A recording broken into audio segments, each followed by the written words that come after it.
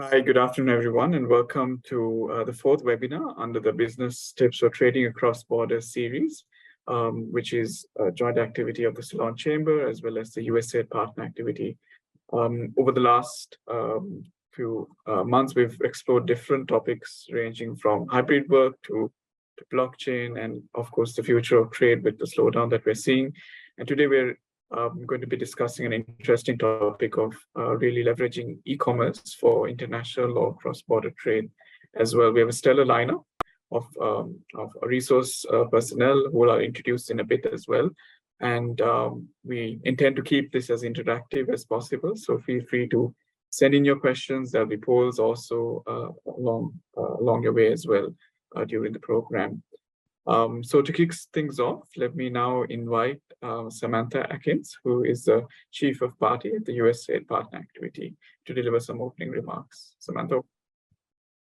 Thank you. Good afternoon, everyone. Esteemed experts, speakers, distinguished government officials, valued guests, and participants. We're delighted to have you all join us in the webinar, which centers on the pivotal role of e-commerce in driving international trade. CCC and the USAID Partner Activity have been conducting the quarterly Business Tips for Trade Across Borders webinar series to enhance the trading community and export SMEs awareness of crucial trade topics. Today's webinar marks the conclusion of this series, and we hope it has facilitated Sri Lankan officials and policymakers in identifying trade challenges and barriers for their removal, ultimately improving the ease of doing business in Sri Lanka. Today's webinar is focused on the role of e-commerce in driving international trade. E-commerce has revolutionized international trade by providing global market access to businesses of all sizes, breaking down traditional barriers and enabling seamless cross-border transactions. Its significance lies in empowering companies to reach a broader customer base, enhance cost efficiency, and gain valuable market insights for successful global expansion.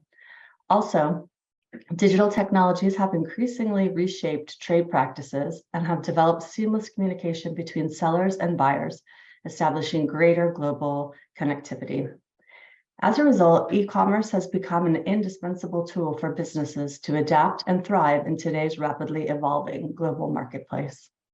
E-commerce platforms offer SMEs unparalleled opportunities to expand their market presence beyond local boundaries, allowing them to reach a global audience and compete on an international scale. By leveraging e-commerce's reach and accessibility, SMEs can unlock new growth prospects, establish brand visibility worldwide, and drive revenue diversification, propelling their businesses towards greater success in the international markets. During the webinar, the speakers will thoroughly explore these crucial aspects, engaging in fruitful discussions to comprehensively address the challenges pertaining to the role of e-commerce in driving international trade.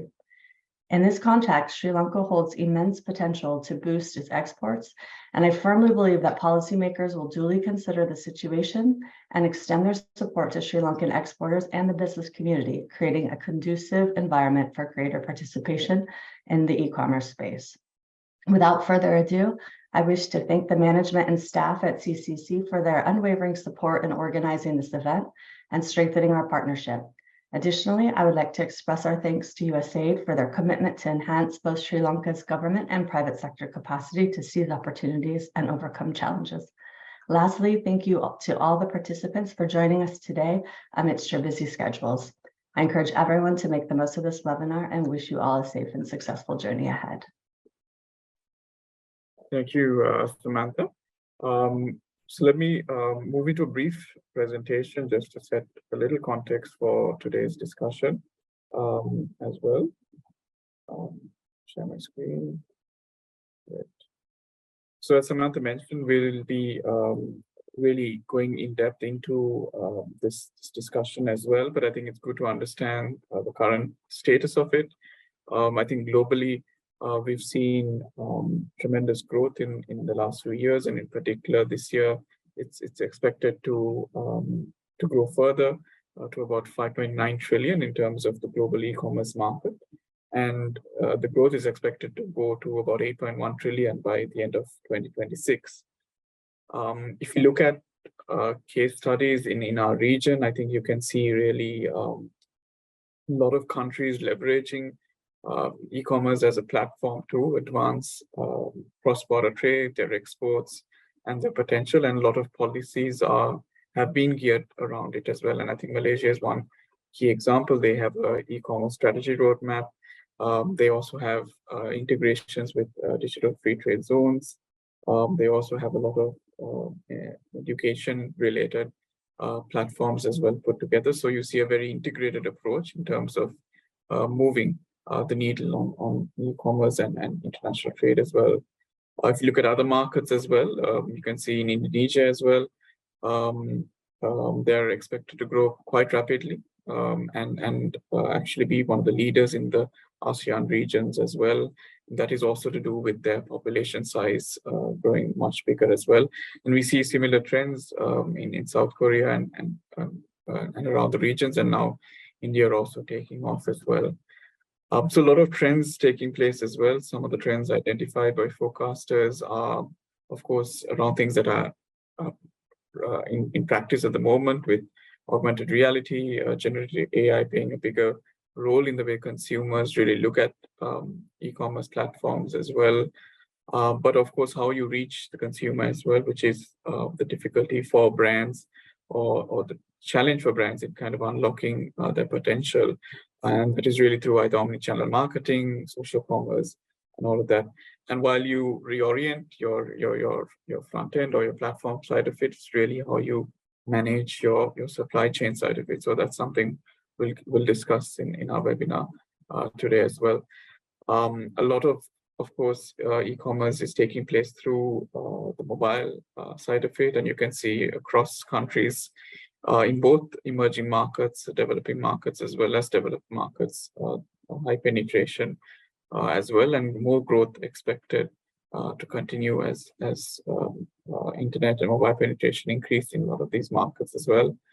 The key driver has really been, I think, social media, a lot of different platforms opening up, which have appealed to different segments of the consumer as well. From Sri Lanka's perspective, I think we've recently seen a report issued by Daraz and Vanishka as well joining in, who will probably talk a little bit more on this as well. The data, the baseline numbers look like it's growing, especially in terms of digital literacy. We're seeing more digital literate population. That is a good sign for a domestic base to then move towards more of an international base, and a lot of that through the smartphone as well. And it's not only an urban phenomenon as per the survey, but also a rural phenomenon as well, and a lot of parts of the country as well, because predominantly of the low barriers to entry as well. So can we move from creating this domestic side of it and improving it to now getting them to look at the world as their market through e-commerce platforms. At the Chamber, and through this, through our collaboration with the USA partner, we've had a series of export barometer surveys as well. We've checked the pulse of the exporters as well, and we've tried to understand, in particular in the digital transformation journey, are they looking at different B2B or B2C models of reaching new consumers. It seems, at least the survey last year, that not many have still shifted, so there is still much more room to grow. But firms are using different online channels and e-commerce platforms to generate sales, though it's not bringing in a lot of sales at the moment. So therein lies the opportunity for a lot of it as well. Of course, it can support the economic recovery. I think that's one way of looking at the post-stabilization period for this economy. And of course, we're now in a period where overall exports are declining and global growth is falling, as well as a lot of the trade data is also not too positive. So can e-commerce really unlock some of these things and provide the economic recovery impetus as well? So with that being said, some of our objectives for the discussion in the next 60 to 90 minutes or so is really to understand from the key players what is the current status, how we have some SMEs and brands also who can share their experience of of their e-commerce experience, then really understand some of the policy shifts as well. We have in our participant list members from the government and the key state institutions related to trade. And I think that'll be a good discussion as well to kind of provide them the understanding of what is inhibiting this growth as well. And we have also, of course, local and global platforms as well, and we can understand from them where their journey is and where their next growth plans are as well. So those are some of the key highlights for our discussion and the objectives for the discussion today. So let me move into our first segment, which is really looking at the getting all of our participants to provide some opening remarks. But before they do that, let me briefly introduce them as well. And while I introduce them, I will also run a quick poll just to understand who's joined in and who's in the room. So feel free to answer that poll while I introduce our resource personnel. So we have Anishka De Silva, who is the Head of Corporate Affairs, Public Policy and ESG from Daraz. We have Dulit Hera, who is the Chairman and CEO of Kapurka Holdings PLC. We have Achala Samaradiwakra, who is the co-founder and managing director of the Good Market and the Good Market Global Shop. I think we'll get to know a little bit more of that as we go on. And of course, Vikum Rajapaksa, co-founder of Kantale, which is an interesting story to hear, and in particular, the post-pandemic story of growth of an SME through e-commerce as well. So post my introductions here, let me now invite Dulit to start off with some initial opening remarks. Dulit, over to you. Yeah, sure. Thanks, Shiran, and thanks everybody for having me. I think to a quick background about Kapurka, we are a homegrown brand. I think we started very early in the game. We started like back in 2004 when e-commerce was somewhat new to even India. And then, today is a listed company, one of the top 100 brands in Sri Lanka, well established. I think our biggest differentiator in the market is that we have a lot of control over the inventory. So about 80% of pretty much everything we sell, we have direct control over the inventory, and we carry most of that inventory on our own to to make sure that we give a much a better experience to the consumers. We also have quite a bit of diversified sectors within Kapurka, like we are into logistics under a brand named Grasshoppers, where we let small SMEs to use our delivery service for last mile delivery across the country. We have over 65 hubs covering the whole country that is last mile delivery. And we have a project called Kapurka Cross Border, which is primarily related to what we are discussing today about cross-border e-commerce, letting Sri Lankan brands to sell on global platforms like Amazon and eBay, not only in the United States or North America, but in all regions and countries where Amazon and eBay are operating. We are also getting into some platforms even in Russia, where Ceylon tea is sold, and we're also getting into some unique platforms even in the Middle East. So this is not Amazon and eBay only. We are trying to get into all platforms across the world and let Sri Lankan brands thrive in those.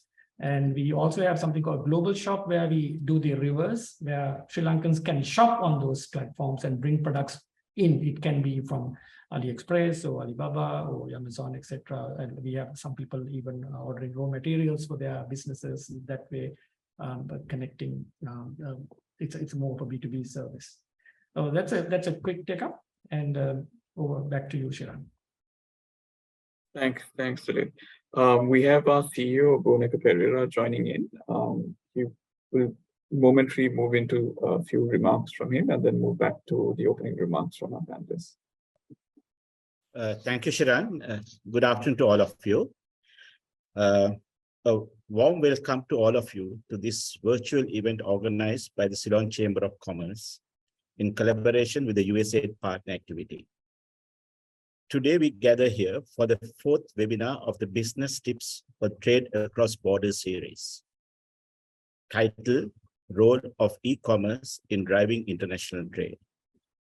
In this series, we have covered topics related to trade trends working in a hybrid working environment, Future of Trade Through Blockchain, and our more recent webinar on the implication of the global trade showdown.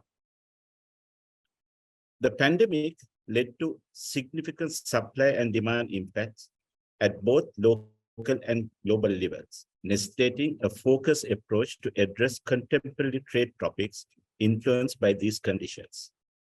As such, during the first phase of the Trade Watch initiative, the Ceylon Chamber of Commerce and the USAID partner produced a series of 8 videos aimed at enhancing the private sector's knowledge and understanding of vital trade concepts.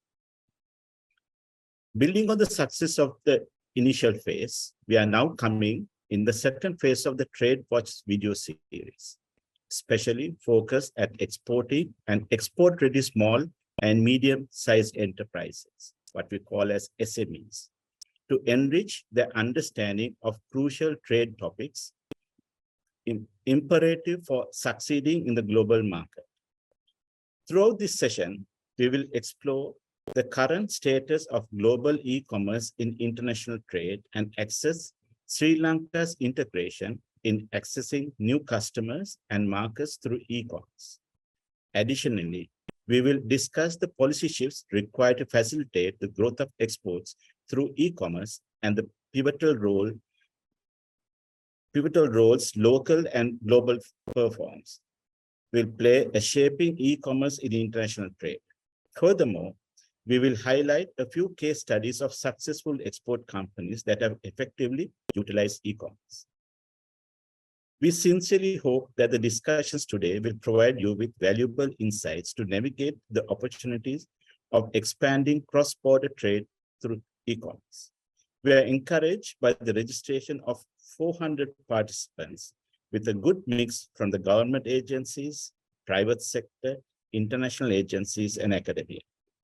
The Ceylon Chamber of Commerce and the USAID partner activity remains committed to fostering a conducive environment for business to thrive, adapt, and seize opportunities amid challenges. And we wish all of you with a very interactive and a participative webinar. Thank you, Shirley. Thanks, Veronica. So just before we move into the next opening remarks, I think we had a quick poll, and I think we're good to understand who's in the audience as well. So we have a lot of exporters of goods. We have some, I think, importers of goods, a lot of service providers as well. Participants, I think only close to about 40% of you are presently using e-commerce for cross-border trade. So maybe this is one of your interests to come in and understand why not and what really will help. And I think some of you have given some of the facilitation measures that we might need to go to get on these platforms and do cross-border trade. So I think we might touch on these areas as well. So thanks for answering the poll as well. Let me now move to Achla. Achla, over to you to describe your firm story and your role in e-commerce as well. Thank you, Shiran, and thank you, Ceylon Chamber of Commerce and USAID for having me here today. So, as many of you all know, Good Market, we started as a platform for social entrepreneurs, responsible businesses, and communities, and especially like community in the sense like cooperatives in villages, to get transition to a new economic system which is good for people and planet. So back in 2012, we started Good Market as a small physical marketplace. So during that time, we had minimum standards and curation process to, not only giving a space for entrepreneurs, but at the same time to educate consumers on when they're buying at the Good Market, where these products come from, who made, and, all these transparency information. So at the same time, we actually help a lot of entrepreneurs to, scale their businesses to considering social and environmental impacts. So when we developed Good Market platform, so we had actually, parallel to developing entrepreneurs, we had consumer forums, to giving information awareness about consumers, and at the same time, attracting many buyers with, in terms of social and environmental, whatever their requirements. So with these experiences, we actually, expand our physical marketplace to a retail experience. And in the same time, we realize there are many gaps in the ecosystem in terms of developing our entrepreneurs up to a global market. There are so many certifications are involving into organic, into fair trade and lot. So then we slowly develop, these solution for these gaps, and we develop good market ecosystem.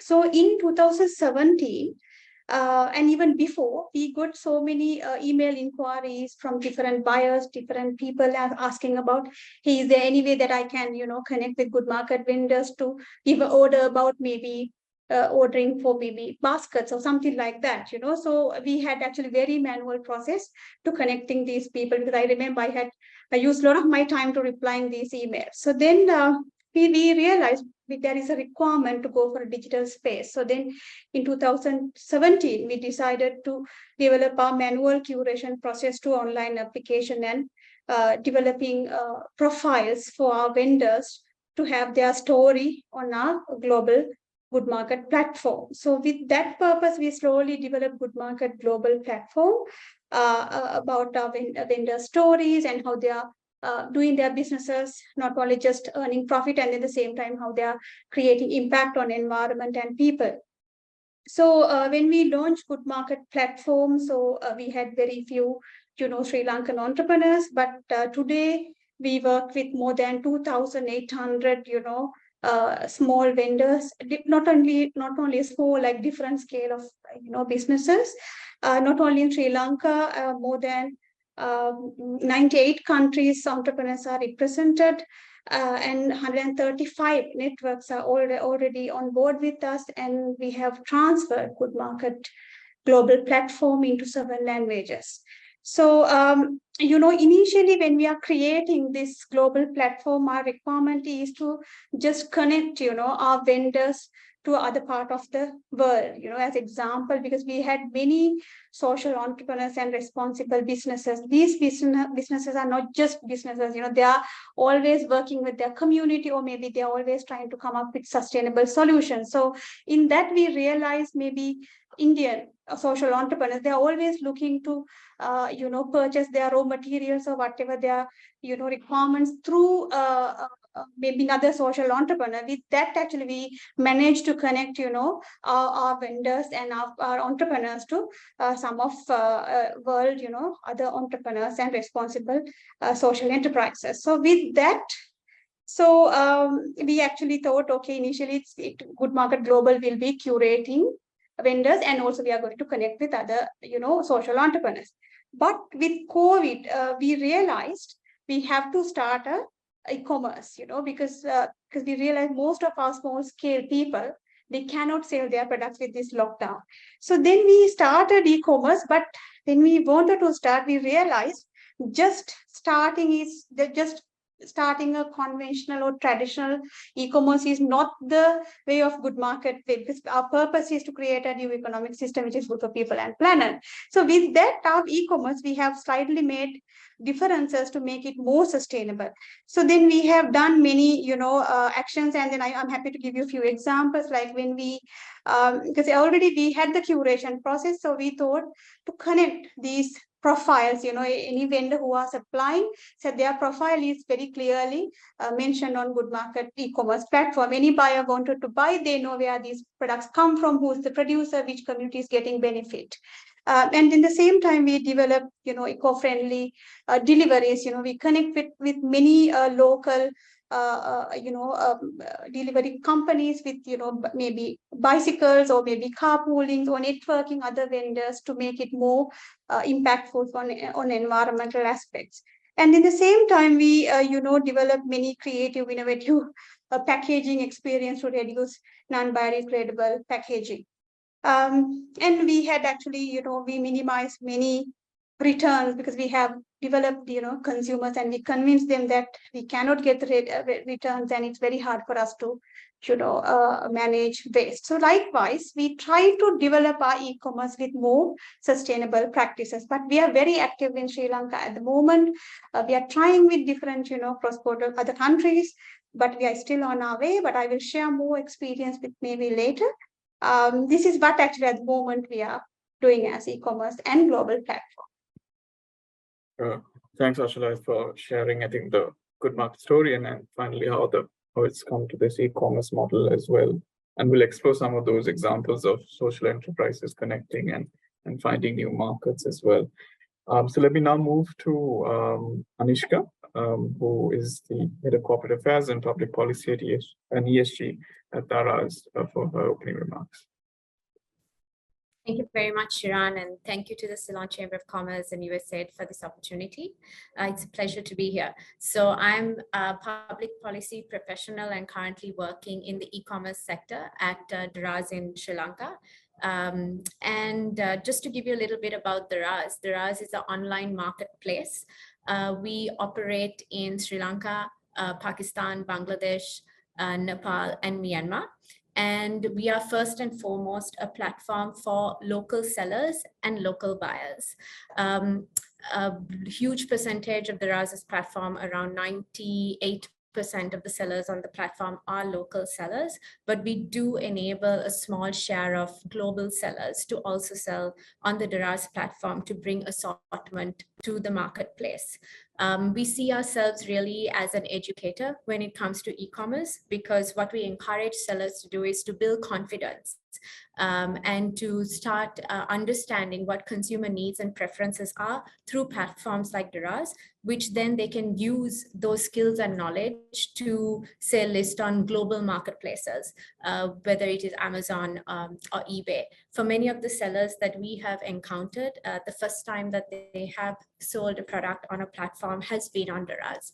And we try to sort of really drive through the benefits of platform technology and also open their exposure to other global platforms that they can benefit from. So that's a little bit about myself and Daraz. Thanks, Anishka. So next we'll move to Vikram. Vikram, over to you. Thanks, Sean, and thank you to Ceylon Chamber of Commerce, USAID for inviting me to speak on the panel today. So Cantala is a social enterprise which works with the traditional craft of Dumbar Hanamat weavers to make women's fashion accessories which are vegan and sustainable. And predominantly always our market has been overseas, but we started our journey back in 2013 here in Sri Lanka, serving the local market with very basic products. We took our time because we always realized if you're going to be serving an international market, you want to be a brand, you got to build trust around quality, design, functionality, and all of those. So it was a bit of a journey for us. We didn't start off straight away as an e-commerce brand that was selling globally. So it took us, because we were working with very rurally based, cottage-based sector supply chain, to really increase that quality, bring the design aesthetics up. But that also gave us a bit of time to really get the feel for the market, how consumers appreciate these kind of products, because it's a very different material, something people had not kind of expected before in kind of branded, designed women's fashion accessories.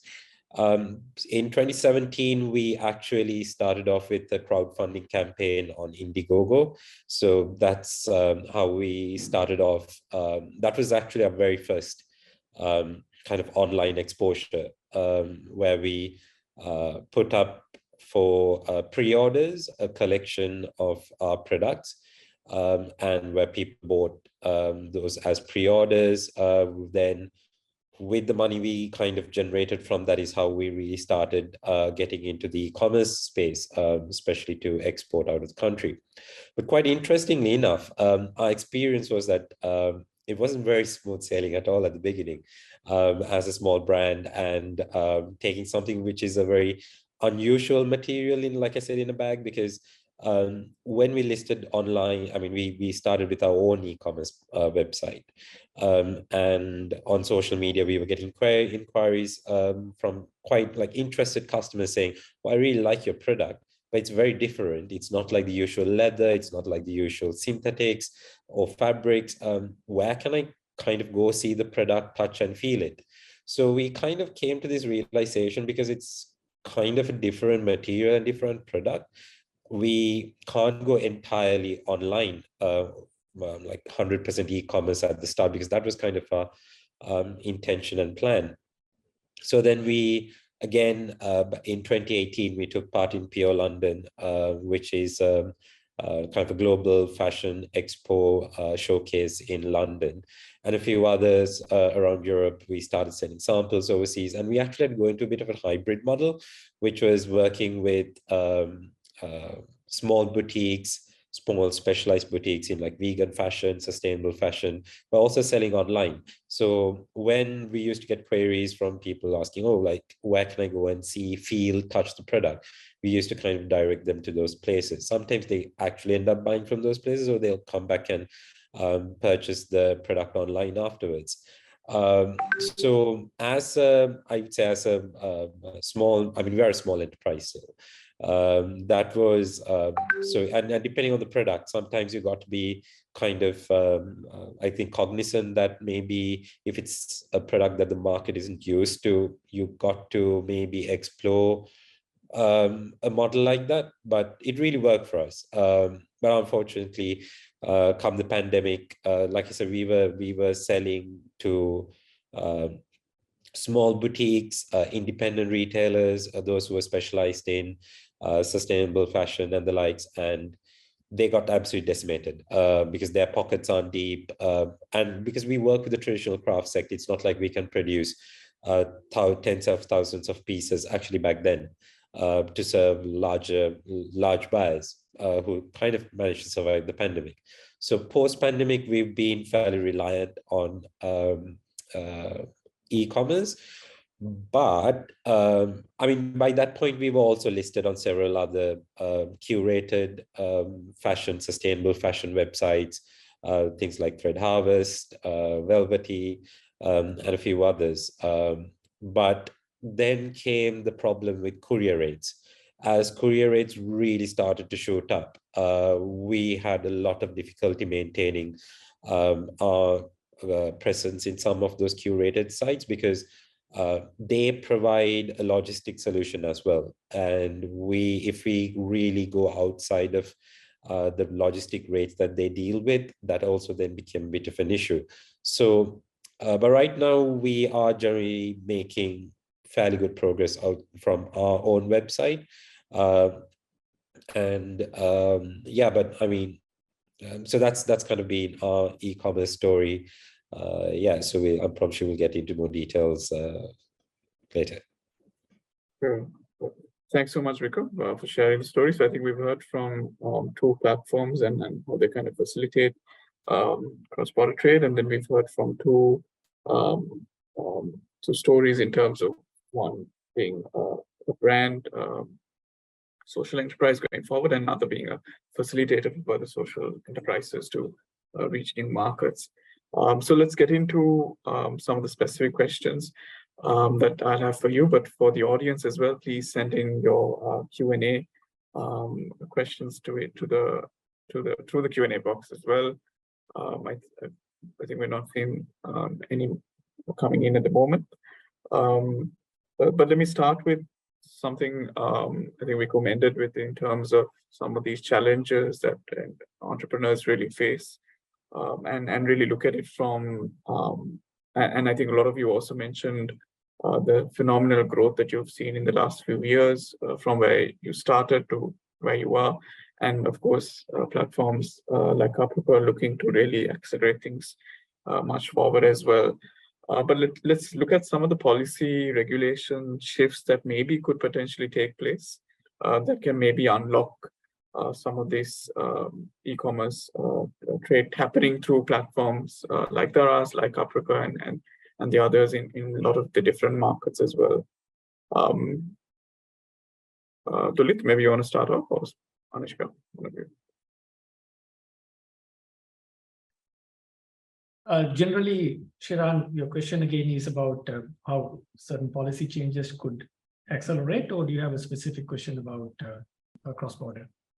Know how some of the policy regulation shifts in Sri Lanka could really accelerate cross-border e-commerce trade. Right. I think, honestly, I don't see like the local government policies is giving any kind of a roadblock for cross-border e-commerce, to be honest, because it's really the entrepreneur mindset, and there are some challenges that the entrepreneurs and the businesses like ours and Daraz, etc., can come and solve and give them the solutions. Like, for example, Vicom wants to get rid of the shipping charges, right? That sounds like one of these biggest bottlenecks to scale up and sell to the whole world. So that those are like the top of mind challenges I think we have in cross-border than coming into, because now the usual stuff like, the PayPal's not here, are there payment issues, those things are kind of really going away. There are a lot of new services like Wise, etc., coming in and solve those problems. So I honestly don't have a policy related wish list on this. Thanks, Dilip. Anushka, you? Sure. So for that point, I'd like to highlight 4 areas, so to say. The first area would be around policy interventions related to education and digital literacy.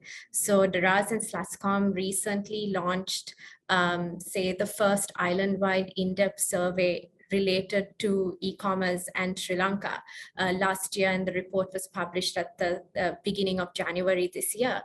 And one of the key findings was that around 61% of non-users, so people who don't use e-commerce to buy or sell online, said that they don't use e-commerce because they just simply don't know how to.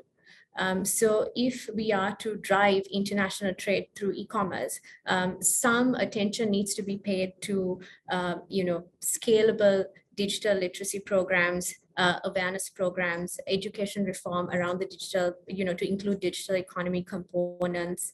So these are sort of policy interventions that can help drive international trade through e-commerce.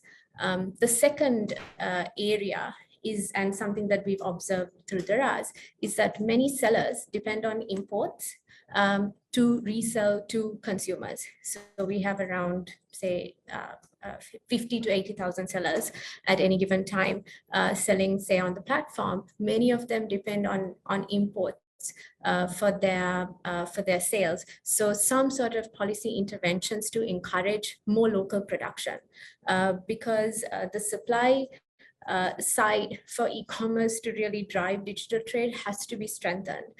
So policy interventions around encouraging more local production, more local manufacturing, those are opportunities that Sri Lanka can look into to really drive international trade through e-commerce. The third area is when it comes to cross-border e-commerce, it's also a two-way street, right? So if we are to sell goods overseas, we would also have to enable, say, those markets to sell to consumers in Sri Lanka. So there is work on the trade facilitation side and also the harmonization of trade rules, including the application of taxes and duties that can be improved on to really drive this forward and grow the e-commerce component of international trade. And the sort of fourth area that we can also look at is strengthening international cooperation and partnerships around e-commerce driven international trade. And this is something that the government can look into more keenly, for example, in improving efficient logistics, fulfillment services. There's a whole variety of areas that we can explore through policy interventions to take this forward. Thanks, Anushka. I think maybe some of those areas would be some of the burning issues that Vikram and Anshula are facing, maybe. Go ahead. Thank you, Shiran. I think Ashinka touched many part of the points. But anyway, as she correctly said, the report, it keeps saying 61% is not using e-commerce in Sri Lanka. Of course, it's mean like 30 to 40% people only using e-commerce. It's mean like there is still we have a more opportunity even in domestic market. Rather, I mean, definitely we have to talk about cross border, but in the country there is a availability for us to develop e-commerce, right? So it's really need and necessary for us to educate and encourage our people to get more digital knowledge or digital space knowledge, because most of Sri Lankan people are using mobile phones, social media, but it doesn't say like they cannot use it, but it's the only thing that we have to build a trust, build the like kind of like especially the trust for people to use actually e-commerce and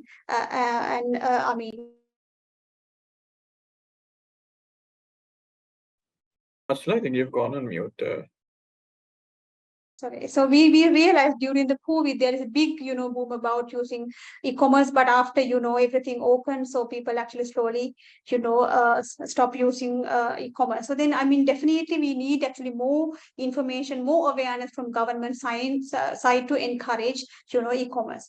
And in the same time, because Good Market, we always trying to focus on local based products and local based communities, but still, our main problem is, since we are running a platform, so working with small scale communities always, challenging, because sometimes when we order 20 products at once, but they're not willing to, supply maybe whatever the requirements. So there are like, a problem because of even though they produce products in Sri Lanka, they have to depend some of their packaging of some other materials from other countries. So then again, import restrictions are really matters. And then the third thing, actually, this online payment gateways, even though that is not only in Sri Lanka, maybe internationally, when we really trying to expand to the global level, still the payment gateways are really, challenging. And in the same time, the cyber security, and then the data protection, these are not really regulated in the country. And sometimes there are regulation in 2006, but these are not up to date. So we need more updated information. And in the same time, kind of like maybe a visibility information, like especially like when we listing out our products on the platform or maybe e-commerce, maybe sometimes government suddenly saying, you cannot price putting in this way or that way. There is a no common format or no proper guideline for us to listing out some of pricing or whatever the milligrams or kilograms. These detailed information, there is no proper format for us to display. So likewise, it's just not like promoting e-commerce, but we need this entire ecosystem to be ready to develop ecosystem in Sri Lanka, e-commerce in Sri Lanka. So that's why we need government and the policymakers to think about this as a bigger opportunity, because world is keep growing, e-commerce is rapidly growing. So Sri Lanka, still we have a big opportunity because we keep doing research, we keep learning what are the products we can actually export. So then there is a bigger opportunity, but we need government to come forward and update whatever their policies and regulation to create more ecosystem to develop more e-commerce in Sri Lanka. So I think I probably have just a couple of points to add. So one thing is definitely, I think we need far more liberalization on the logistics element on international trade. I think we are paying exorbitantly high courier rates. And say, for example, I'm a huge advocate and I absolutely love using the EMS service, because that's especially for a brand, like a product like ours, handbags, which get charged on volumetric weight. So if you take like one of our large tote bags, we get charged on volumetric weight and not the actual weight. So the actual weight of a tote bag, like a large tote bag, could be, the entire package could be about 1.2, 1.3 kg. But once you take the volumetric weight, it just goes up to about 9 kg. So you're like absolutely done for from that point of view. Whereas services like the EMS, which is part of like the Global Postal Union, it charges just on net weight, like the absolute weight, and services like that. I think if the government can take steps to modernize those services a bit more, make it more accessible, increase the network of EMS centers around the country, I think that will give a lot more access for us to get products out of the country. But also the problem is now, say, for example, the US left the Global Postal Union, and the US is one of our primary markets. So now we are entirely reliant on courier to send stuff to Los Angeles, like the stuff that's bought online. And a tote bag to Los Angeles can cost anywhere between $48 to maybe $62, $64. So that's really bad. So I think the government really needs to, I think we need a value chain perspective when it comes to addressing e-commerce related issues, because everything's interconnected. Then the other one, I think is, to the EU, to the US, we have GSP preferential treatment for our exports. And from the data that I know, from the qualifying HS codes, Sri Lanka utilizes a very, very small number of HS codes. I think probably Shiran can validate that. And I think we need more education, for especially the SMEs, about how to utilize those HS codes. Are we qualifying for those HS codes? What are the benefits we can get out of those? And also getting the government sector also really up to date with kind of like contemporary business models. This is a personal experience. I once went to get a country of origin certification sorted out, which required for me to go to the Department of Commerce. They didn't understand what a brand house is. So we don't manufacture, we engage in the designing, sourcing, branding, marketing, and selling. All the manufacturing is outsourced. And when we work with the cottage industry, the cottage sector people, some of them are just single proprietor or not registered businesses, working as loosely organized cooperatives or associations. So then that certifying process becomes quite a challenge. So I think we also need to the government, I think, needs to look at that policy angle as well. I know payment gateways is something that on everyone's mind. I would say there are two sides to the story. Yes, having a well-recognized payment gateway increases the trust levels on your e-commerce platform, and it reassures your customer, if they're from a foreign jurisdiction, to settle their payments, like place their payments on your website. But there's also solutions around it. So I think, like, I agree with Dulit in that sense. If you really put that entrepreneur hat on, there are ways to kind of work that one out. But yeah, I think those are, so yeah, it's just the logistics part is it's killing me. So I would say definitely needs addressing. Thanks, Riku. Dulit, if I come to you, I think you heard a lot of the literacy and the adoption side of it being a big issue, in particular amongst the SMEs or even the mid-tier firms. You mentioned at your start how you work with some of the tea brands and some of our known exports to get them on these platforms. Do you still see that lack of knowledge or lack of willingness to kind of take the risk or take that opportunity to get on these platforms as well, or it's been a journey now and they're quite comfortable? It's accelerating at a very good rate. This whole cross-border project of Kapruka is only about 2.5 years old. So if I compare last year to this year, I think we have about 700% growth in it. And some of these brands are actually doing several $1 million on just Amazon and eBay through us now. So it has gone, and since we have a lot of success stories, especially like Link Samahan, Dilma Tea, Sesta Tea, and Akbar Tea, and all these brands.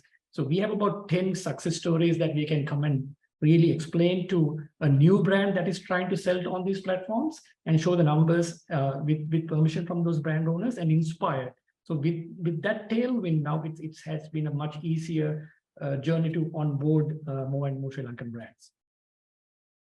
And do you see with this success, others, say from the coconut industry, other value-added agri or even manufacturing coming on board, or is it still a learning curve for them? So it's about so how we do this is now, for example, let's say Vico, he wants to sell handbags on Amazon. So, and if he gets 10 orders, it might be 10 different retail shipments going into 10 different addresses. What we do is we would buy a container of his goods and we would park it in the US in a warehouse. And we will take care of the entire the listing of it, and we'll be transparent on the reporting to him, and we become an e-distributor.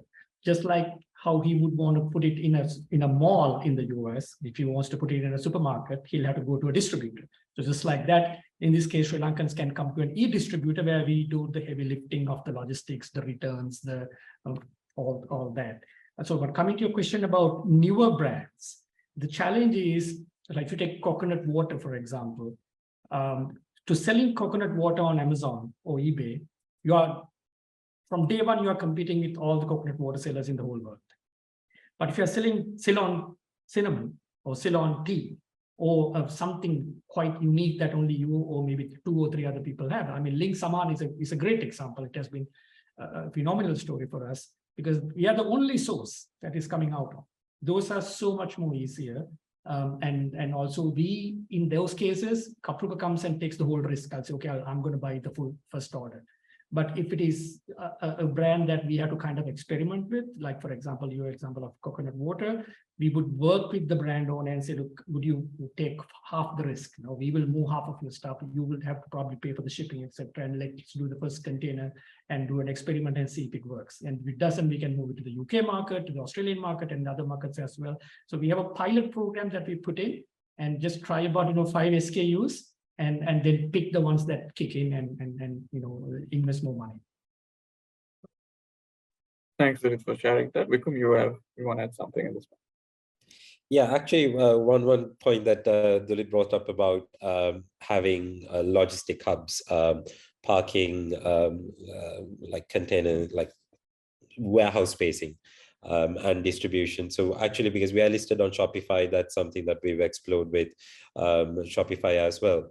I think that's, again, I think it needs a bit of working around, because if you're especially a small enterprise, that means you're going to park inventory, working capital commitments.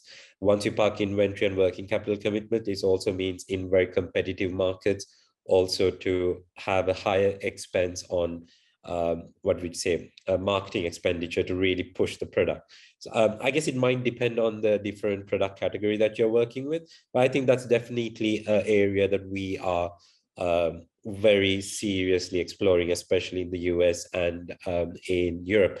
I think I mentioned to you, Shiran, before, there are these online platforms where we can list as wholesalers. So there's Creote in, for example, in Europe. So Creote is a place where ethical fashion brands can list themselves as wholesalers, and you get like about 12,000 retailers. But they actually approached us. And then once the logistics was being worked out and they realized that we ship out of Sri Lanka, they were like, no, you need to have a distribution hub in Europe. Because their logistic distribution picks up from a location in Europe, and then they will manage the logistics to the rest of the world. So, I mean, if we can work things out like that from a policy side, there's an incentive, and I mean, the large private sectors like Kapruka can get involved in it. And again, I say it needs a value chain approach, and kind of understand the value chain implications. I think that can be a potentially good solution.